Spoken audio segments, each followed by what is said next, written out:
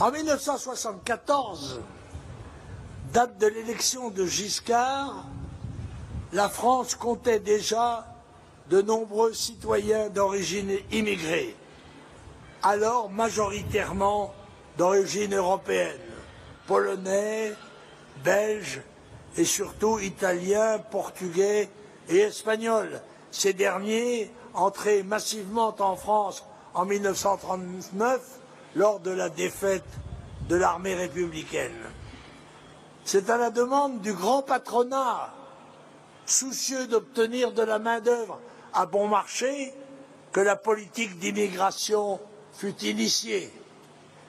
Elle allait recevoir un premier coup d'accélérateur quand Giscard et Chirac, son Premier ministre, firent adopter la loi dite de regroupement familial qui autorisait les résidents étrangers à faire venir leur famille.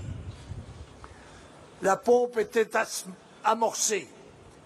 Le débit allait dès lors être constant avec en moyenne 200 000 immigrés légaux par an et au moins 100 000 illégaux supplémentaires. Combien d'étrangers sont-ils ainsi entrés chez nous depuis 40 ans? L'INSEE dit 12 millions, dont une partie d'origine européenne. Mais Azouz Begag, ancien ministre, affirme qu'il y a en France de 10 à 15 millions de musulmans.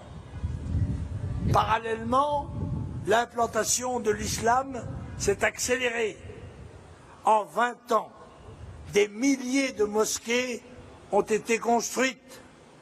Le port du voile, voire du hijab, s'est étendu dans les rues.